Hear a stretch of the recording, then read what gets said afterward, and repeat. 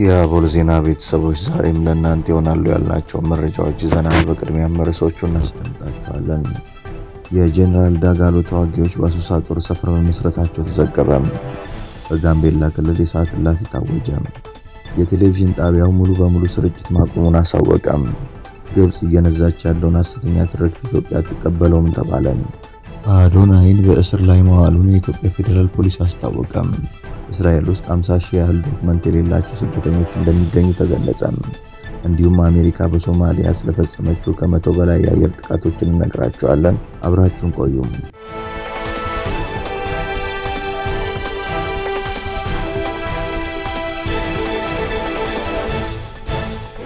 ሰላም ጤና ይስጥልን። ይህ አቦል ዜና ነው። ክቡራን አድማጭ ተመልካቾቻችን ሰላማችሁ ይብዛ፣ ጤና፣ ፍቅር፣ ደስታ በእያንዳንዳችሁ ጎጆ ይግባ። ትኩሱን እፍታ ፍታውን ለእናንተ ለተከበራችሁት ይዘን መጥተናል። ቻናላችንን ላይክ፣ ሼር እና ሰብስክራይብ በማድረግ አጣጥሙልን፣ ለወዳጅ ዘመድም አጋሩልን። እናመሰግናለን። በጋምቤላ ክልል የሰዓት እላፊ ታወጀ። የጋምቤላ ከተማ አስተዳደር በከተማ ያለውን ወቅታዊ የጸጥታ ሁኔታ መነሻ በማድረግ ከትላንት ጀምሮ ተግባራዊ የሚሆን አስቸኳይ የሰዓት እላፊ አውጇል። አስተዳደሩ ባወጣው መግለጫ መሰረት ማናቸውም የሰዎችና የተሽከርካሪዎች እንቅስቃሴ ከምሽቱ 1 ሰዓት ጀምሮ በጥብቅ ተከልክሏል። አስተዳደሩ በማህበራዊ ትስስር ገጹ ባሰራጨው መረጃ እገዳው ተግባራዊ መሆን የጀመረው ከሰኞ ጀምሮ ሲሆን የከተማ ነዋሪዎችም ሆኑ ተሽከርካሪዎች ባጃጅ እና ታክሲን ጨምሮ ከምሽቱ 1 ሰዓት በኋላ መንቀሳቀስ አይችሉም። መግለጫው እገዳው የሚጠናቀቅበትን የጊዜ ገደብ እስከ ስንት ሰዓት እንደሚቆይ እንዲሁም ለስንት ቀናት እንደሚቀጥል ዝርዝር ማብራሪያ አልሰጠም። የከተማዋ አስተዳደር ለውሳኔው በምክንያትነት የጠቀሰው ከጸጥታ ጋር የተያያዘ የሚለውን አጠቃላይ ሀሳብ ብቻ ነው።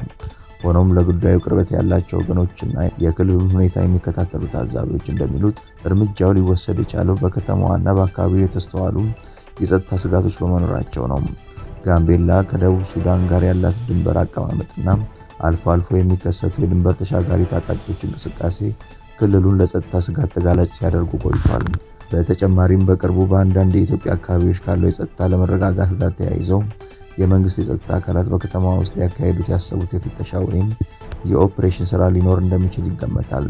ከምሽቱ 1 ሰዓት ጀምሮ እንቅስቃሴ መገደቡ በከተማዋ ምሽት ላይ በሚደረጉ የንግድና ማህበራዊ እንቅስቃሴዎች ላይ ከፍተኛ ተጽዕኖ እንደሚኖረው ይጠበቃል። በተለይም በሞቃታማ የአየር ንብረት የምትታወቀው ጋምቤላ አብዛኛው እንቅስቃሴ የሚከናወነው ምሽት ላይ በመሆኑ እገዳው በነዋሪዎች ላይ ጫና ሊፈጥር ይችላል።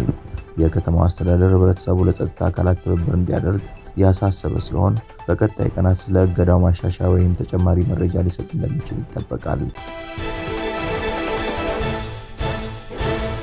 የጄኔራል ዳጋሎ ተዋጊዎች በአሶሳ ጦር ሰፈር መመስረታቸው ተዘገበ።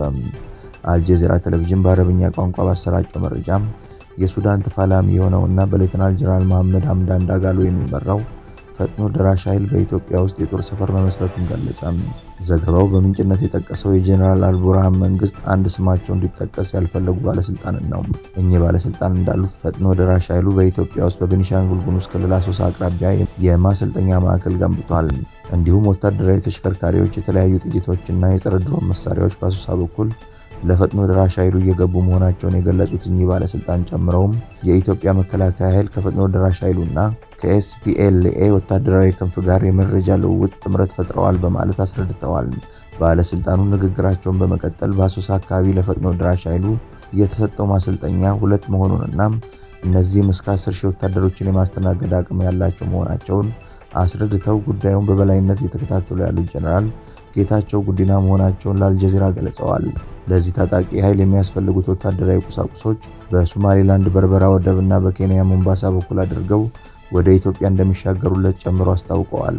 ከዚህ በመነሳት የሌተናል ጀነራል አልቡርሃን ጦር ኃይል በምስራቃዊ የሀገሪቱ ክፍል አዲስ የጦር ግንባር ለመክፈት በዝግጅት ላይ መሆኑን የገለጹት እኚህ ባለስልጣን በሌላ በኩል በኤርትራ ውስጥ አዲስ ወታደራዊ ካምፕ ለማቋቋም እንደታቀደም አስታውቀዋል።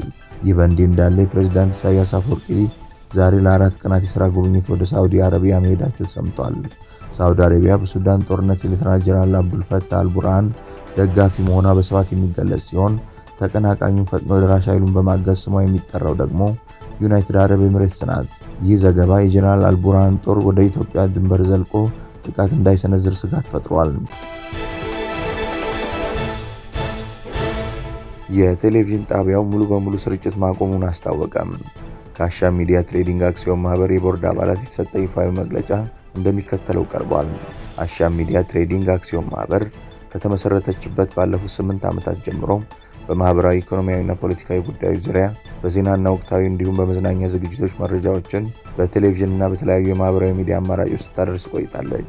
ይሁን እንጂ አሻም ሚዲያ ትሬዲንግ አክሲዮን ማህበር ስራዋን ለመቀጠል አቅም ስለሌላት በቴሌቪዥንም ሆነ በየትኛውም የማህበራዊ ሚዲያ አማራጮች ከታህሳስ 1 ቀን 2018 ዓ.ም ጀምሮ ሙሉ በሙሉ በይፋ ስርጭት ማቆሟን ለማሳወቅ እንወዳለን። ስለሆነም ከተጠቀሰው ጊዜ ጀምሮ የአሻም ሚዲያ መታወቂያ በመያዝ ወይም የሚዲያዋን ሎጎ በመጠቀም በየትኛውም ሁነት በእቅድ ዜና ወይም ፕሮግራም፣ በስልጠና መድረክ፣ ቃለ መጠይቅና በመሰል ጉዳዮች ላይ የሚሳተፉ ባለሙያዎች የሚዲያ ተቋሙን እንደማይወክሉ ለሁሉም የግልና መንግስታዊ ተቋማት እንዲሁም ግለሰቦች ጭምር በትህትና ለማሳወቅ እንወዳለን። ባለፉት 8 ዓመታት ከአሻም ሚዲያ ትሬዲንግ አክሲዮን ማህበር ጋር አብራችሁ ለዘለቃችሁ ለውድ ተመልካቾቻችንና ተከታታዮቻችን ልባዊ ምስጋናችን ላቅ ያለ ነው። ግብጽ እየነዛች ያለውን ሐሰተኛ ትርክት ኢትዮጵያ አትቀበለውም ተባለም። ግብጽ እየነዛች ያለውን ሐሰተኛ ትርክት ኢትዮጵያ ፈጽሞ አትቀበለውም ሲሉ በሕዝብ ተወካዮች ምክር ቤት የውጭ ግንኙነትና ሰላም ጉዳዮች ቋሚ ኮሚቴ ምክትል ሰብሳቢ ዶክተር ፈቲህ ማህዲ ገለጹ። ግብጽ ከህዳሴ ግድብ ጋር በተያያዘ ሐሰተኛ ትርክቶችን ለአረብ ሊግ ሀገራትና ለዓለም አቀፉ ማህበረሰብ በመንዛት ኢትዮጵያ ላይ ዲፕሎማሲያዊ ጫና ለመፍጠር ስትጥር ቆይታለች ብለዋል። ምክትል ሰብሳቢው ግብጽ ታላቁ የኢትዮጵያ ህዳሴ ግድብን ለማደናቀፍ ብትሞክርም ኢትዮጵያውያን በህብረት ሆነው በስኬት አጠናቅቀውታል ሲሉ ገልጸዋል። የግድቡ ግንባታ በተፈጥሮ የሚከሰቱ ድርቅና ጎርፍን ሊያስወግድ የሚችል ጠቀሜታ እንዳለው በሳይንስ የተረጋገጠ እውነታ መሆኑ እየታወቀ ግብጽ የምትነዛው ትርክት ግን ከዚህ የተለየ መሆኑን አስረድተዋል። የአባይ ውሃ ኢትዮጵያ ስለገደበች መጠኑ የሚቀንስ ሳይሆን ከኢትዮጵያ አልፎ ግብጽን ጨምሮ ለተፋሰሱ ሀገራት በፍትሃዊ መንገድ መዳረስ የሚችል ነው ብለዋል። ግብጽ ከተለያዩ ሀገራት ጋር በተናጠል ያደረገቻቸው ስምምነቶች በዓለም አቀፍ የውሃ ህግ መሰረት ግልጽነት የጎደለውና ትክክለኛ ያልሆነ መሆኑንም ጠቁመዋል። ይህም የናይል ተፋሰስ ሀገራትን ያገለለና የኢትዮጵያን ብሔራዊ ጥቅም የሚጎዳ በመሆኑ ሀገራችን ፈጽሞ አትቀበለውም ሲሉም አጽንኦት ሰጥተው ተናግረዋል። ሀገራችን ታላቁ የኢትዮጵያ ህዳሴ ግድብን የገነባችው ዓለም አቀፍ ህግን በተከተለ መንገድ መሆኑንም አስታውሰዋል። አሜሪካ በያዝነው ዓመት ብቻ በሶማሊያ ላይ 109 የአየር ጥቃት ማከናወኗ ተገለጸ። የአሜሪካ የአፍሪካ ኮማንድ አፍሪኮም በሶማሊያ ውስጥ እያደረገ ያለው ዘመቻ በያዝነው ዓመት 2025 ከመቼውም ጊዜ በላይ ተጠናክሮ መቀጠሉ ተሰማም። አፍሪኮም ባወጣው መግለጫ በቅርብ ማለትም ከኖቬምበር 26 እስከ ዲሴምበር 3 ቀን ባለው ጊዜ ውስጥ በጁባላንድ እና በፑንትላንድ 7 የአየር ጥቃቶች መፈጸሙን አስታውቋል። ይህም በያዝነው ዓመት 2025 ይህ ተቋም በሶማሊያ ውስጥ ያደረጋቸውን ጥቃቶች ብዛት 109 አድርሶታል። አሜሪካ በሶማሊያ ላይ በአንድ ዓመት ከፍተኛ ጥቃት ስትፈጽም ይህ ከፍተኛ የሚባለውን ሪከርድ የያዘ ሆኗል። ለዚህ ሪከርድም የፕሬዝዳንት ትራምፕ አመራር ከፍተኛው ሚና ተጫውተዋል። ፕሬዝዳንት ትራምፕ በመጀመሪያው ስልጣን ዘመናቸው በ2019 በሶማሊያ ወታደራዊ ጥቃት እንዲፈጸም ትዕዛዝ የሰጡት 63 ጊዜ የነበረ ሲሆን ይህ ከአሜሪካ ፕሬዝዳንቶች መካከል ቀዳሚ ደረጃ እንዲይዙ አድርጓቸው ነበር። ምክንያቱም ፕሬዝዳንት ጆ ባይደን በ4 ዓመት የስልጣን ዘመናቸው በሶማሊያ ላይ ጥቃት እንዲፈጸም ትዕዛዝ የሰጡት 51 ጊዜ ብቻ ሲሆን ፕሬዝዳንት ባራክ ኦባማ ደግሞ በ8 ዓመታት የስልጣን ዘመናቸው ይህንን ትዕዛዝ የሰጡት 48 ጊዜያት ብቻ ነበር። ፕሬዝዳንት ትራምፕ በሁለቱ የስልጣን ዘመናቸው በሶማሊያ ላይ በአጠቃላይ 219 የአየር ድብደባ እንዲፈጸም ትዕዛዝ መስጠታቸውን መረጃዎች ያሳያሉ። አሜሪካ በሶማሊያ ላይ የአየር ጥቃት የምትፈጽመው በሽብርተኝነት በተፈረጀው አይኤስአይኤስ እና አልሸባብ ይዞታ ላይ ነው። በእነዚህ ታጣቂዎች ላይ የአፍሪካ ህብረት ሰላም አስከባሪ ኃይሎች በምድር ኃይል ውጊያ መቅጠማቸው ይታወቃል። አሜሪካ የምታከናውናቸው የአየር ጥቃቶች ለሰላም አስከባሪው ኃይል ትልቅ ሽፋን በመስጠት እንደሚያግዙት አልአይን ዘግቧል። አዶናይን በእስር ላይ መዋሉን የኢትዮጵያ ፌዴራል ፖሊስ አስታወቀም። በቲክቶክ ስራዎቹና ስግጥ ፍምስ በሚለው የሚታወቀው አዶናይ ትናንት ማምሻውን በጸጥታ ኃይሎች ቁጥጥር ስር መዋሉ ተሰምቷል። በቲክቶክ አዋርድ በርካታ ሽልማቶችን የወሰደውና ክሬተር ኦፍ ዘ ይር በማሸነፍ መኪና ያሸነፈው አዶናይ ከእጮኛው ጋር መያዙ ተነግሯል። ጃኒም በተመሳሳይ ታዋቂ ቲክቶከር መሆኗ ይታወቃል። በዚህ ሳምንት ከባህል ያፈነገጠ አለባበስ ለብሳቸዋል በሚል በርካታ ተከታይ ያላቸው ቲክቶከሮች ታስረዋል። ትላንት ደግሞ አዶናይ እና ጃኒ ታስረዋል። አዶናይ ከሳምንታት በፊት በአየር ኃይል ግቢ ተገኝቶ ሰግጡ የሚል ንግግር ለአየር ኃይል አባላት ማቅረቡ የሚታወስ ሲሆን እስራቱ ከዚህ ጋር የተያያዘ ይሁን ግን የታወቀ ነገር የለም። ከዚህ በተጨማሪ የአዶናይን መታሰር ኢትዮጵያን አንድ የማድረግ ፍላጎት አለኝ ከማለቱ ጋር የሚያያይዙትም አልጠፉም። ትላንት ምሽትም የኢትዮጵያ ፌዴራል ፖሊስ አዶናይ ብርሃነ ኃይለ ሚካኤል የተባለ ተጠርጣሪም በቁጥጥር ስር አውሎ ምርመራ እያጣራ መሆኑን ገልጿል። አዶናይ ብርሃነ ኃይለ ሚካኤል በቁጥጥር ስር ሊውል የቻለው ከኢትዮጵያ ሕዝብ ባህልና መልካም ስነ ምግባር በተቃራኒ በሕዝብ ዘንድ ተቀባይነት የሌለው አስነዋሪ አለባበስ ለብሰው በአደባባይና በቴሌቪዥን ቀጥታ ስርጭት የታዩት 5 ተጠርጣሪዎች በቁጥጥር ስር በዋሉበት የወንጀል ጉዳይ ጋር በተያያዘ መሆኑን የኢትዮጵያ ፌዴራል ፖሊስ አስታውቋል። እውቅናና ገንዘብ ለማግኘት ብቻ በማሰብ ሚዲያዎችን ኃላፊነት በጎደለው አኳኋን እየተጠቀሙ በተለይ ወጣቱ ትውልድ በመልካም ስነ ምግባር ተቀርጾ ሀገርን የሚጠቅሙ ተግባራትን እንዳያከናውንና በተቃራኒው በትውልዱ ላይ ርካሽ ባህልን ለመጫን የሚደረገው ተግባርን ለመከላከል የኢትዮጵያ ፌዴራል ፖሊስ የጀመረው ምርመራ አጠናክሮ እንደሚቀጥልም አስታውቋል። እስራኤል ውስጥ 50 ሺህ ያህል ዶክመንት የሌላቸው ስደተኞች እንደሚገኙ ተገለጸ። የእስራኤል ማዕከላዊ ስታቲስቲክስ ቢሮ ትላንት ይፋ ባወጣው መረጃ እንዳስታወቀው በመላው እስራኤል ዶክመንት የሌላቸው የውጭ ዜጎች ብዛት 49200 መሆኑን አስታውቋል። ከእነዚህ ውስጥ 26700 ያህሉ በድንበር በኩል ሰርገው የገቡ መሆናቸውን የጠቀሰው መረጃው 22500 የሚሆኑት ደግሞ በቱሪስት ቪዛ ወደ እስራኤል ገብተው በዚያው የቀሩ መሆናቸውን አስረድተዋል።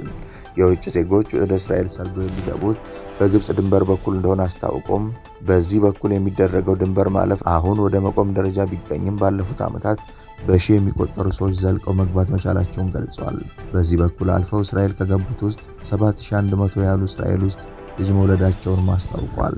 በግብጽ ድንበር አድርገው ወደ እስራኤል ከገቡት የውጭ ሀገር ዜጎች መካከል ትልቁን ቁጥር የሚይዙት ኤርትራውያን መሆናቸውን የጠቀሰው መረጃው 77% ከኤርትራ እንዲሁም 11% ከሱዳን የመጡ ናቸው ብሏል። እንደ መረጃው ከሆነ በአሁኑ ወቅት በህጋዊ መንገድ በእስራኤል ውስጥ የሚኖሩ የውጭ ሀገር ዜጎች ቁጥር ደግሞ ከ260 ሺህ በላይ ነው።